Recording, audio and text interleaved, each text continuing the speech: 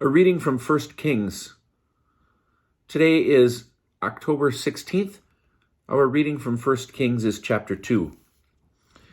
When David's life was drawing to a close, he instructed his son Solomon as follows: I am going the way of all the earth. Be strong and show yourself a man. Keep the charge of the Lord your God, walking in his ways and following his laws, his commandments, his rules, and his admonitions as recorded in the teaching of Moses, in order that you may succeed in whatever you undertake and wherever you turn.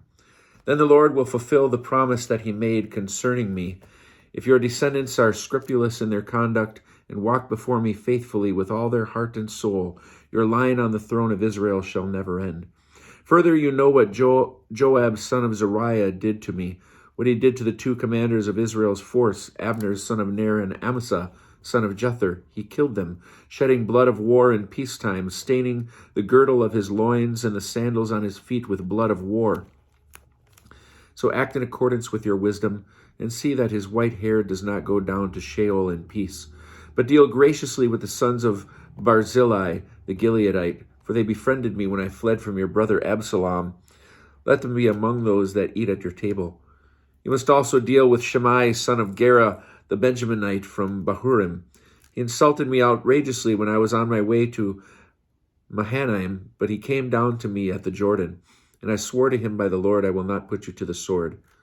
So do not let him go unpunished, for you are a wise man, and you will know how to deal with him and send his gray hair down to Sheol in blood.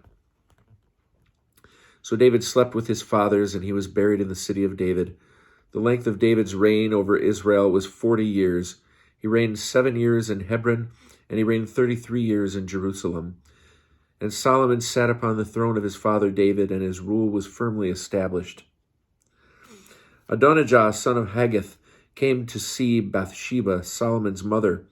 She said, Do you come with friendly intent? Yes, he replied. And he continued, I would like to have a word with you. Speak up, she said.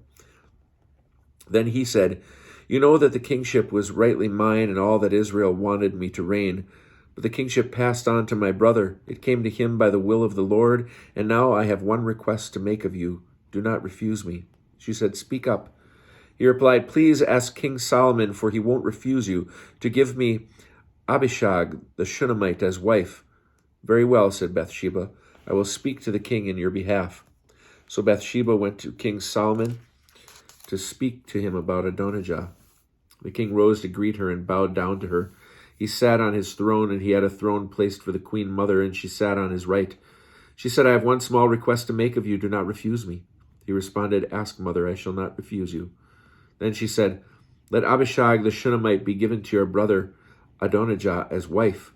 The king replied to his mother, Why request Abishag the Shunammite for Adonijah?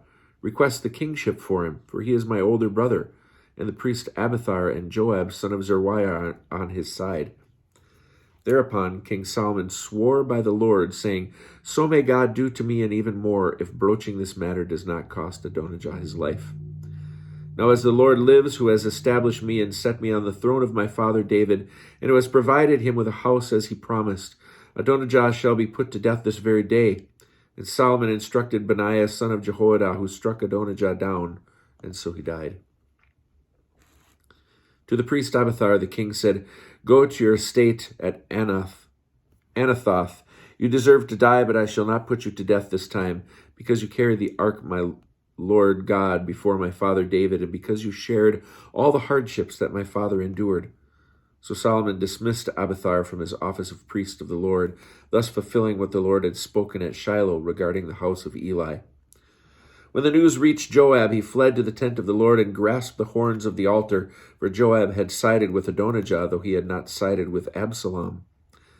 King Solomon was told that Joab had fled to the tent of the Lord and that he was there by the altar. So Solomon sent Benaiah, son of Jehoiada, saying, Go and strike him down. Benaiah went to the tent of the Lord and said to him, Thus said the king, Come out. No, he replied, I will die here. Benaiah reported back to the king that Joab had answered thus and thus.